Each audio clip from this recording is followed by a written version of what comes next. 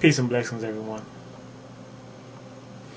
What I've decided to do is to basically hold a trial here on YouTube. As you know, I go for my arraignment Friday for the charges that the people are bringing against me because of the incident between me and my son.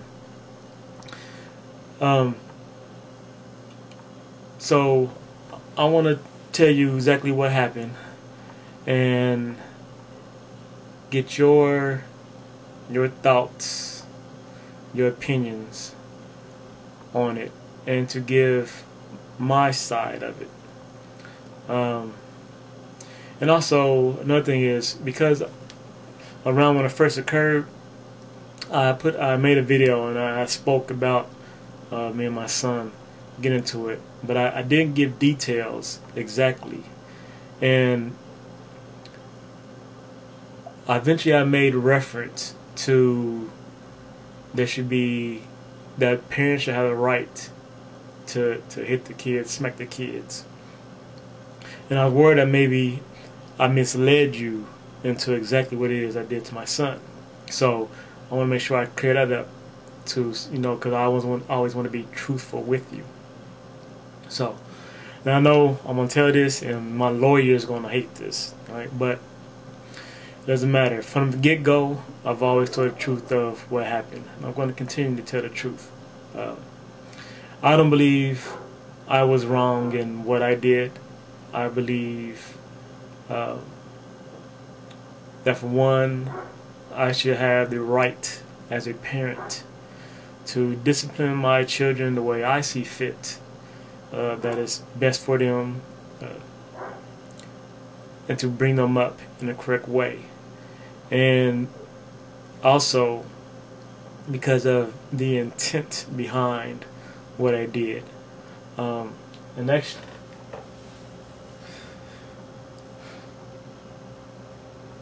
well, I couldn't find the paperwork that had the exact charges. I don't know what I did with it.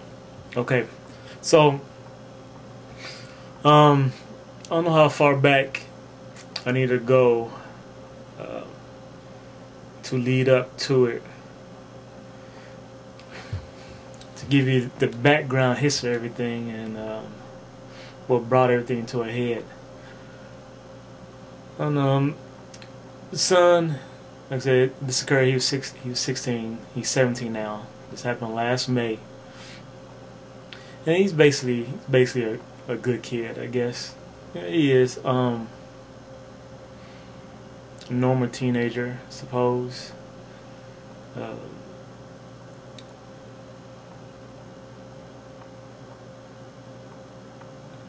don't know if I'm gonna get exact to what he is. I don't want you to seem like I'm trying to create any bias against him. But since middle school, basically the thing's always been about his grades. He just has no motivation when it comes to school. Right now in high school, he's a senior right now, and at school in high school you have 6 periods, but because he is so close to failing, over the summer he takes summer school, he has to take what's called a zero period class, which is a early morning class before school starts. He's taking a night school class, which lasts for several hours in the evening time over at like the adult, what they call adult secondary school, preparatory school, basically where you can go get GEDs, and place where the trouble kids who are expelled from school go to finish their education or whatnot. So, like I said, he's walking this fine line. I mean, last year he was like 40 credits behind being needed to graduate. And so it was a school There's a thing of, you know, when you become a teenager, especially for males, you get of age where you think you're grown, and you start to question the authority of parents, and if you should have to do something, and where's your rights to decide what you're gonna do, and life ain't fair, and all that. And then especially for guys, you know, and for you guys out there, there usually comes a point in time where you think you're big enough and bad enough to take on your dad if necessary, to throw down with them. Maybe you can take them, you know. So you start getting fed up of always being told what to do. So last year we had an incident. I'm trying to figure out how much that nigga tell. I mean, it was just so much. Last year's incident in the springtime, we got into it. Him and his mother were getting into it. His mother had said something, and they've been required, kids are required to say yes sir, no sir, yes ma'am, no ma'am. So she had said something, and he gave I don't know, I guess he didn't give no reply or something, but he wasn't saying yes ma'am. And so I said something to him about him needing to address her correctly. Well, he decided he wasn't gonna say nothing. That, you know, he didn't have to say nothing. He wasn't gonna say nothing. He wasn't gonna address her the way he's supposed to address her. So I was on the couch. She was in the kitchen, and so I got up. Cause I think from the couch I was telling him what he needs to say, and he wasn't having it. So I got up, went to the kitchen, and I told him, "You better open your mouth and speak." He in the kitchen. You know, basically, I ain't doing nothing I don't want to do. So I slapped him. Well, he jumped back, you know, hooting and hollering about, "You don't put your hands on me," whatnot. And so I asked him right there, "So what you gonna do about it?" Right? And my wife jumped between it, and I told him, "You better open your mouth and say yes ma'am, like you're supposed to." He wasn't having it. "You better open your mouth and say what you're supposed to do." And so my wife begged him to say it, because if he didn't, that was gonna be it. We was getting into it.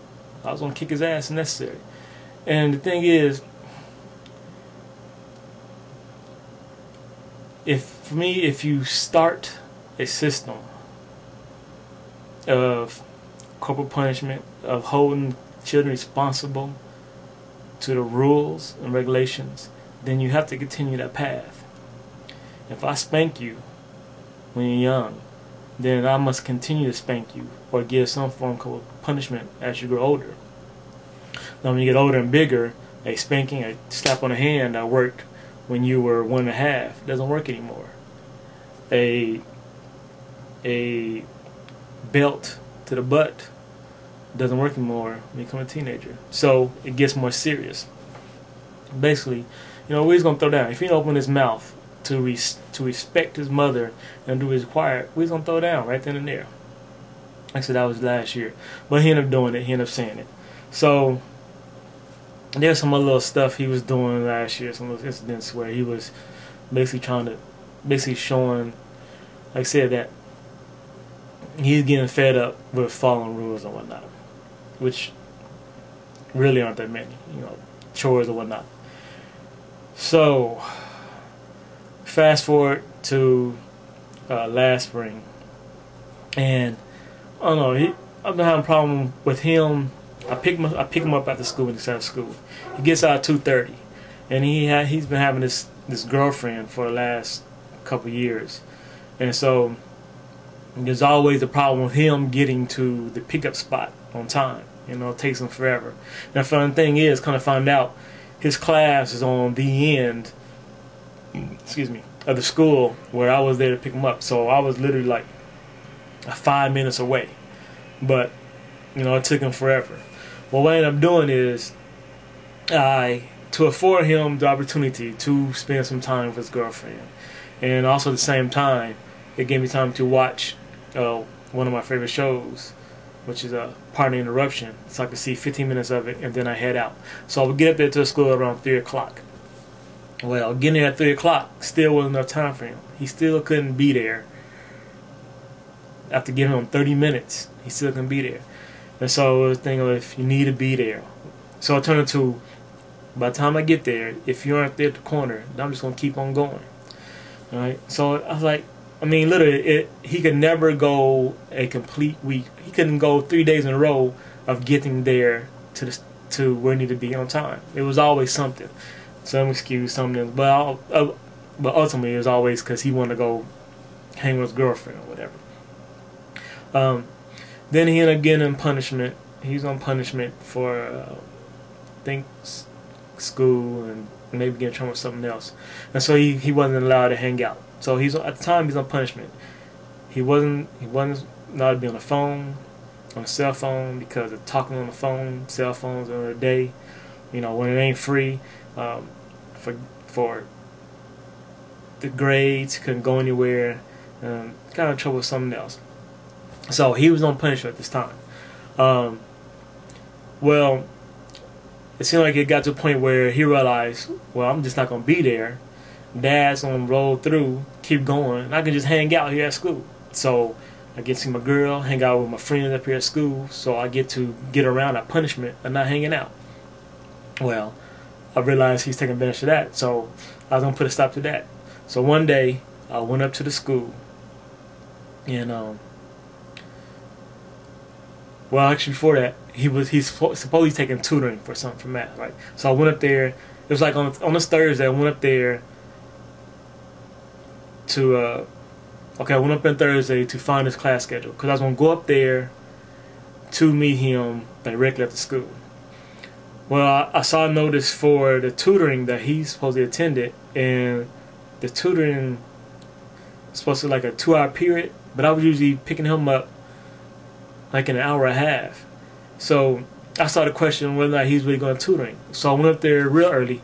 I was there, usually getting there like 3:30, 3:40, pick him up from tutoring.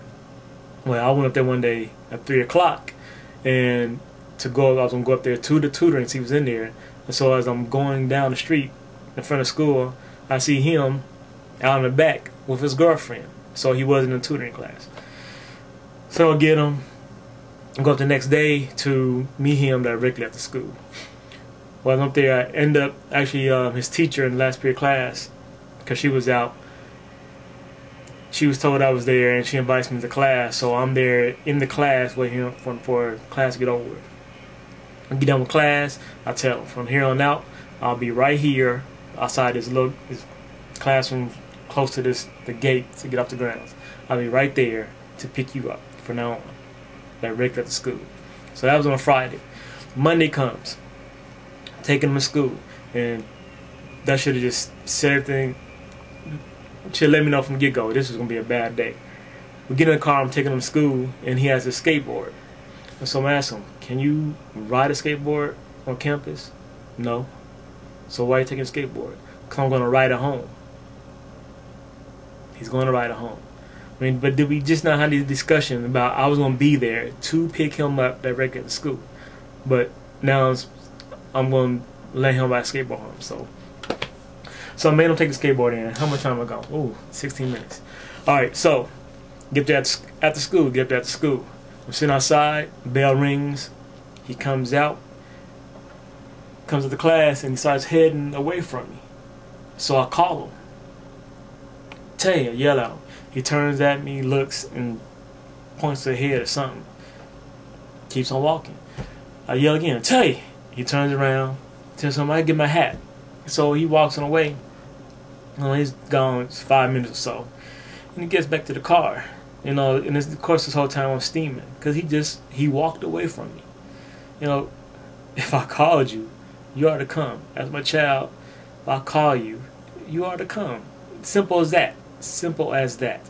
So gets in the car, and I'm saying, "Didn't I call you?" "Yeah, I had to get my hat." "But didn't I call you?" "Yeah, but I had to get my hat." So I'm getting all this attitude. I said, "Tay, it doesn't matter. I called you to this car. So why didn't you come? Well, I had to get my hat. You know, it's that I had to get my hat. So what? You know, it's that thing going on. And so, another thing I'm gonna say, he's an amateur boxer, so he's taking boxing, and he would make these comments every now where I just, maybe it was just my paranoia as a dad, as a male growing up with another male. You know, as our one of the male dominators of our kingdom.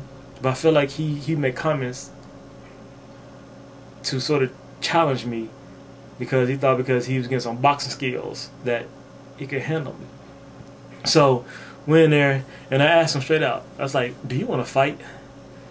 And he's like, "What?" He gives me a shrug or whatever. I said, "No, yes or no. When you get home, do you want to fight? Whatever you want to do." I said, "Cool." I said, at this point, it was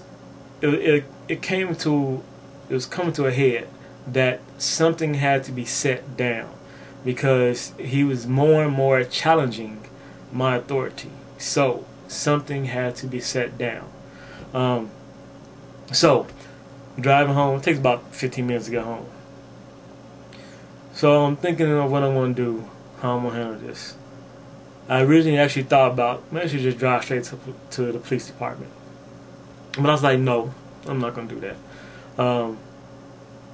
Because something had to be done. You know, and me going to the police department, what are they going to do? Don't get me started on them, because finding out, after stuff that happened after I got arrested, police department do nothing. They don't care. So ultimately that wouldn't done nothing anyway. So I get to the house, I pull up in the driveway, put the car on park, I immediately grab him and I backhand him a couple times. Then I jump over and I put him in a chokehold.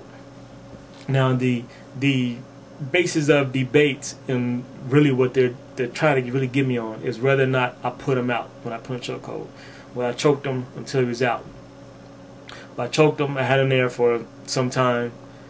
I released him. You know, he opened his eyes, looked up at me, and I gave him an ultimatum, which I gave him the year before.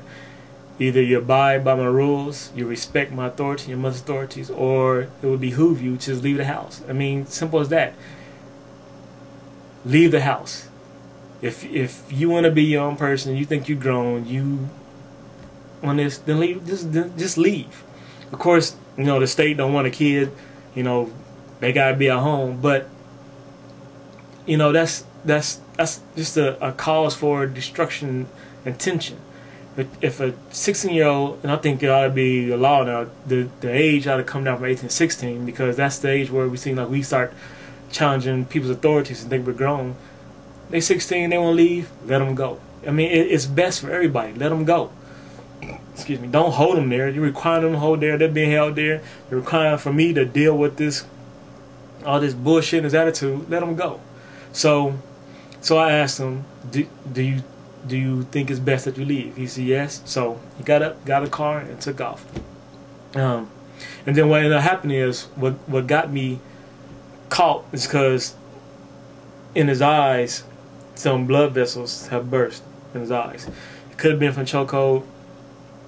Could have been something else, because the doctor's report, when you ended up going to doctors, it was actually a minor thing. It wasn't serious. It looked serious, but it wasn't, and it could happen from coughing, sneezing, crying. So when he left the car, he looked fine with me. He looked fine. He was fine. So whatever. So that's what got me caught, and that's what got me charged with child endangerment and assault with a deadly weapon. So I'm facing up to 16 years in prison if found guilty. So I'm gonna give you that. Like I said, give me your thoughts and everything. Now, I know some of you are going to immediately attack me, but I'm not going to respond to the attacks. If you want to have a conversation with me, I don't care. If you want to say I'm wrong, that's fine. But if you start attacking me and calling me all types of names and whatnot, then I won't respond to that. Let's talk about this. Basically, I'm gonna try to defend myself and why I believe I would justify what I did. Once again, my intent was not to hurt my son. My intent was to he's going to either respect me or he's going to fear me. And So I use that method of where it kept me from physically beating him up, kicking his ass, where I did something to him which I've done before. When I was in the military, it was basically as a game that I can put you out in less than 10 seconds by putting you in a chokehold, sleeper hold. So that was my mindset. I could use something to scare him, to get under control, and let him know not to mess with Dad. State doesn't like that. A lot of people don't like that. But just because you don't like it doesn't mean that it's wrong. You know, it's a moral issue. Really, it's a moral issue. People think, you know, I'm abusing my son or whatnot, and I don't see that as a way. I see that as me setting down my authority, my rights as a father to protect my household from this teenager who was heading on this path. So that's what it is. God bless. Peace.